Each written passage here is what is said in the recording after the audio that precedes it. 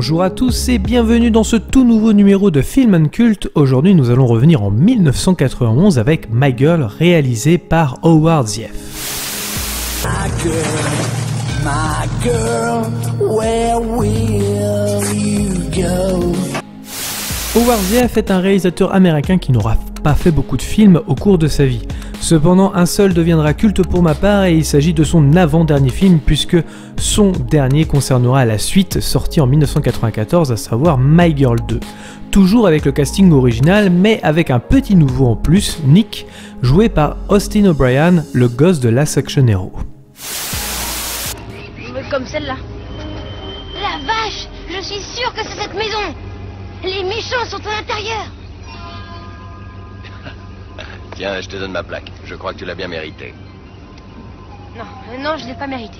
Qu'est-ce que tu racontes? Grâce à toi, cette affaire est résolue. C'est une révolution dans l'histoire de la police criminelle. Quand je pense à toutes ces années que j'ai passées à étudier le comportement humain, la psychologie du terroriste, l'analyse des empreintes, tous ces cours que j'ai suivis sur la filature, la récupération d'otages, la criminologie, alors qu'il suffit de se balader au volant d'une voiture et de montrer une maison au hasard en disant « Les méchants sont à l'intérieur !»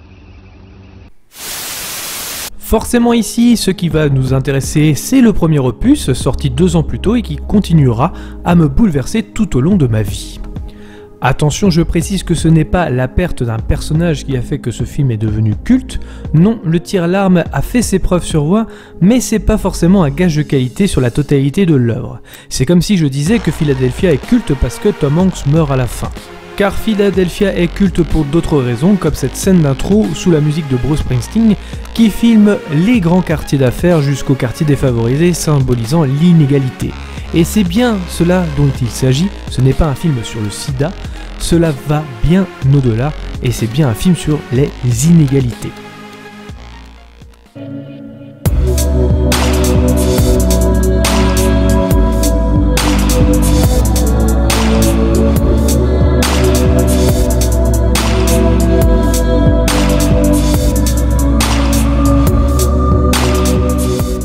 My Girl c'est un peu pareil, beaucoup le résument à « c'est le film où le gamin se fait tuer par les abeilles », mais non, son sujet est bien tout autre.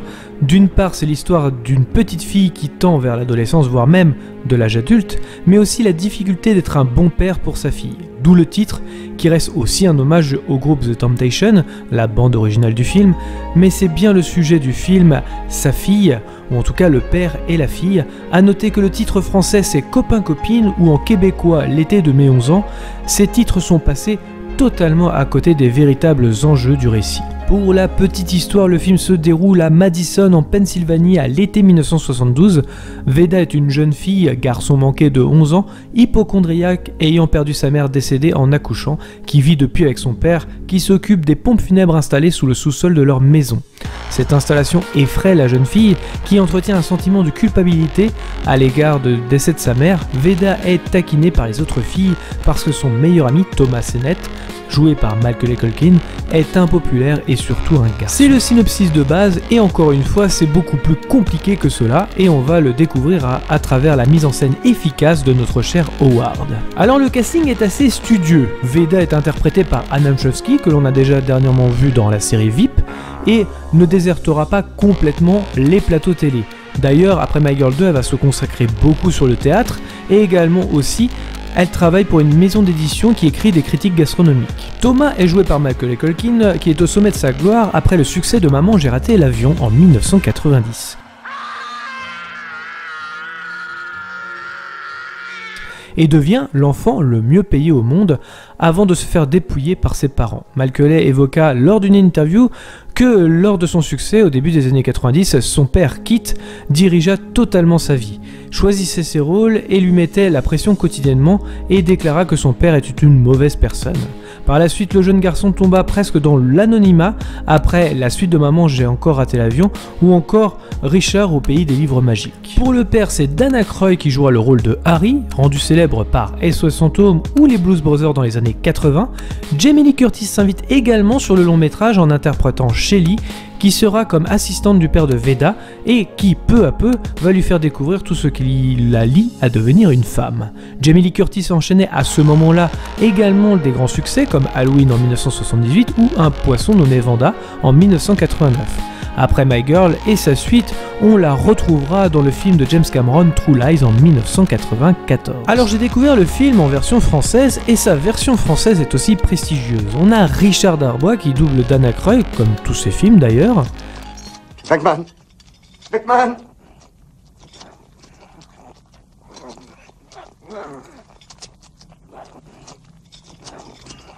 Oh, tas de mort dégueulasse. Il va falloir que je m'en charge moi-même. On a également Mickey Sebastian qui double d'habitude Jodie Foster ou Sharon Stone qui va doubler Jamie Lee Curtis. J'étais jeune, enfin, on était jeunes toutes les deux, c'était un rôle de composition. C'était un rôle vraiment de composition au point où on ne me reconnaissait pas après. C'est-à-dire que c'est un rôle curieusement qui m'a très peu rapporté de choses parce qu'il se passait un phénomène assez étrange, c'est que quand j'allais dans des castings, on ne reconnaissait pas. Alexis Thomasien, qui n'est pas encore un grand comédien de doublage, va doubler Thomas Macaulay Culkin. Et pour info, il double JD de Scrubs. Après m'être étalé sur le derrière ce que je croyais être une crème pour les irritations, j'étais parti au boulot. Qu'est-ce qui sent le Vagisil? Rien du tout. Qu'est-ce que tu veux? Quand je t'ai dit que la douleur de Monsieur Peterson était une sacro-coxalésie et que t'as dit que j'avais tort, bah c'est moi qui avais raison. Ah, Elliot, on ne doit jamais fêter une victoire au café brûlant, c'est le b.a.-ba de la médecine. Ah oui, je vois vraiment pas pourquoi. Et on a également Ludivine Sagnier qui double Veda, célèbre actrice française, mais qui n'est pas à son coup d'essai pour les doublages, car elle double Mathilda, rôle de Nathalie Portman dans Léon, ou Scarlett Johansson dans L'homme qui murmurait à l'oreille des chevaux. Je crois qu'on sera bien ici, Léon. Pour la musique, elle est composée par John Newton Howard, qui n'est pas forcément connu aux yeux du public, mais seulement dans la profession. Et à cette époque, les films notables étaient Pretty Woman ou encore L'Expérience Interdite. Mais sa carrière décollera vraiment au cours des années 90. Après My Girl, le grand John Newton Howard enchaînera les succès avec Alert de Wolfgang Peterson, Waterworld en 95 de Kevin Reynolds, ou encore Sixième Sens en 1999 de Night Shyamalan. Sans compter que dans les années 2000, il sera encore plus demandé et fera même des collaborations avec Hans Zimmer par exemple sur la trilogie The Dark Knight. Revenons à My Girl qui coûtera la bagatelle de 15 millions de dollars et à moi de vous expliquer pourquoi ce film a été important pour moi. Maintenant que l'équipe technique est présentée, passons à l'analyse du film. Je suis venue au monde avec la jaunisse. Un jour sur la cuvette des toilettes d'un snack, j'ai attrapé des hémorroïdes. Et ça fait 3 ans que j'ai un os de poulet planté au travers de la gorge qui me gâche la vie. Je savais que papa allait s'effondrer en découvrant ma nouvelle maladie. Papa, je ne voudrais pas t'inquiéter, mais j'ai remarqué que mon sein gauche se développe trop vite par rapport au droit. Cette fois, c'est clair, j'ai un cancer. Je meurs. Parfait. Chérie, sors-moi la mayonnaise du frigo. Alors on commence avec cette introduction de quelques minutes et on comprend déjà les enjeux et la personnalité de Veda, aimant raconter des histoires, cherchant le regard de son père, où une distance semble être posée entre les deux personnages. Elle brise donc le 4e mur pour cette introduction comme si nous étions cet ami imaginaire dont elle a tant besoin. Ça ne sera pas la seule scène où il est question de séparation entre les deux personnages. Harry a une entreprise funéraire et prépare les cadavres dans son sous-sol. Veda n'a bien évidemment pas le droit de descendre sauf par le petit couloir. La scène nous montre Veda demandant à son père quelque chose et dans cette scène, son père et elle ne se voient pas, un mur les sépare entre les deux. La symbolique pourrait s'arrêter là, mais le cadre renforce l'idée aussi que le travail du papa prend beaucoup plus de place que du temps consacré à sa fille. La mise en scène nous montre donc le travail du père occupant pratiquement tout le cadre, ou en tout cas la moitié, et un espace beaucoup plus confiné pour sa fille. C'est bien cela dont il est question dans le film, réparer les plaies du passé comme du présent.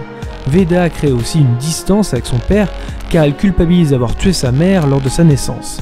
Elle recherche le regard du père, également aussi le pardon auprès de celui-ci. Elle joue avec Thomas qui tombe amoureux d'elle et ce ne sera pas vraiment dit, mais les regards en disent long et la bague justifiera mes dires.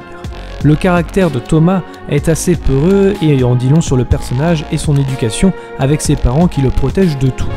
Plusieurs fois Thomas indiquera qu'il doit rentrer à des heures bien spécifiques et qu'il est allergique absolument à tout. Ça vous dirait un morceau de chocolat? Thomas, tu veux? Je suis allergique. Au chocolat? Il est allergique absolument à tout. Au chocolat? Absolument à tout. De son côté, Veda joue les hypocondriaques pour attirer l'attention de son père, mais pas que. C'est aussi une façon à elle de parler de la mort qui rôde tout au long de la maison et du salon funéraire de son père. Thomas reste la seule personne qui l'écoute, vraiment, et d'où leur amitié aussi forte. Il y a aussi le personnage de Shelly, seul à remarquer le manque de communication entre Veda et son père. L'importance de ce personnage est essentielle, il sera l'ange qui débarque dans leur vie pour les sauver. Ce genre de personnage est beaucoup utilisé dans les films, souvent écrit comme un fantasme masculin. Drôle, libre, charmant, ce personnage est là pour bousculer le train-train quotidien des personnages, les écouter et surtout les sauver comme une bonne thérapie. Par exemple, vous avez Natalie Portman dans Garden State avec Zach Braff, ou alors Julia Roberts dans Pretty Woman. Joseph Gordon-Levitt serait peut-être la symbolique masculine dans Escher par exemple. Bref, les exemples de ces personnages ne manquent pas, la fonction de Shelly c'est bien celle-là et va vraiment être essentielle dans la reconstitution du père et de la fille. Un jour en allant au bord du lac, les deux enfants lancent des pierres sur un essaim d'abeilles et Veda perd sa bague qui change de couleur selon son humeur, à laquelle elle tenait tant. La bague reste un objet intéressant sur les changements qui vont opérer sur Veda. Elle symbolise d'une part son évolution, mais aussi également les sentiments de Thomas envers elle, ce qui ne sera jamais dit dans le film. L'atelier d'écriture était également là pour suivre son évolution.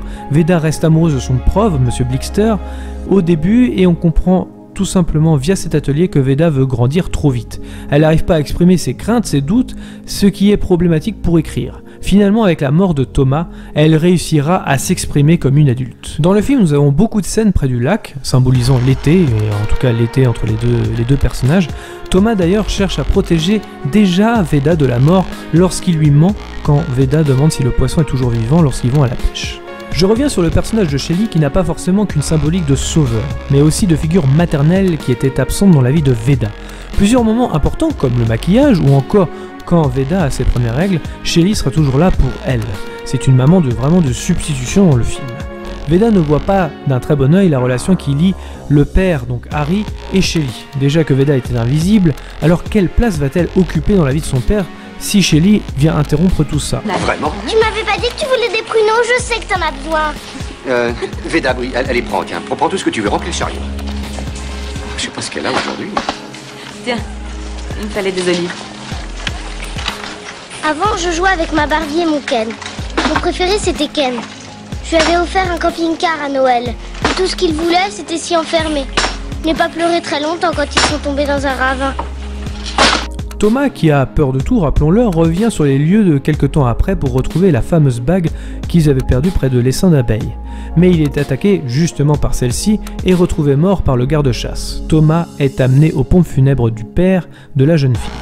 C'est à ce moment-là que Harry doit endosser le rôle du père. Il doit expliquer que son meilleur ami ne reviendra jamais. Cesse d'ignorer les vivants. Et surtout ta fille.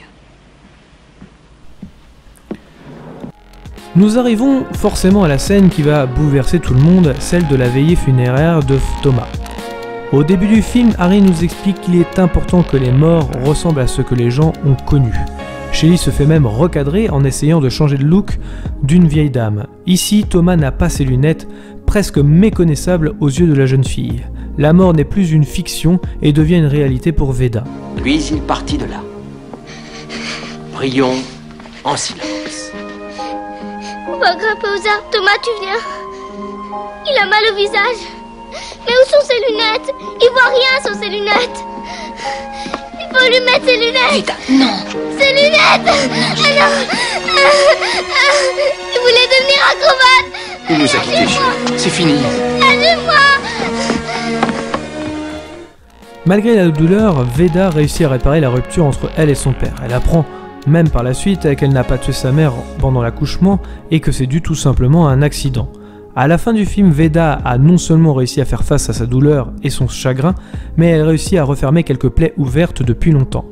Alors que l'été de ses 11 ans s'achève, Veda quitte le monde de l'enfance pour entrer dans celui de l'adolescence, voire même de l'âge adulte. Voilà pourquoi j'aime ce film. Il développe ses personnages de façon subtile. Au début, pas besoin de paroles pour comprendre ce que vivent cette petite famille. Le film touchera une génération, surtout celle des années 80. Le film est une incroyable justesse dans ce qu'il raconte sans jamais occulter des sujets sensibles comme la mort et surtout la vie. La mise en scène est soignée, mais manque de folie. J'avoue, c'est peut-être ce qu'on pourrait reprocher au long métrage. Par chance, les acteurs sont vraiment talentueux, surtout les enfants, chose qui n'est pas facile quand on fait un film. Son ambiance année 1970 est bienvenue et le lac symbolisant nos enfances et l'été, sans souciance, sans peur, on sent de la passion pour faire ce film et une envie de raconter cette histoire. Un drame certes, mais une évolution chez les personnages notables. Cet été 1972 aura eu forcément un impact sur cette famille. Alors oui, certes c'est une analyse simple car tout est mâché dans cette histoire, mais elle doit être accessible à tous et même aux enfants. Car oui, on parle de la mort dans le film, mais c'est tellement bien amené et cela permet d'en parler avec ses enfants car tôt ou tard, ils y seront forcément confrontés. De même que c'est un film également pour les parents. Et comment communiquer avec eux, c'est-à-dire nos enfants, ce film apporte beaucoup et est réellement plus généreux qu'un film tire-larme comme je le disais au début de la vidéo. Merci à tous d'avoir regardé cette vidéo, je précise encore qu'il ne s'agit que d'un avis et non d'une pensée unique, je vous invite donc à liker, commenter, vous abonner si ce n'est pas déjà fait. Nous sommes disponibles également sur notre site officiel movies365.fr, Facebook et Twitter, les liens sont dans la description. Dans tous les cas, rendez-vous dans les salles obscures pour de nouvelles aventures.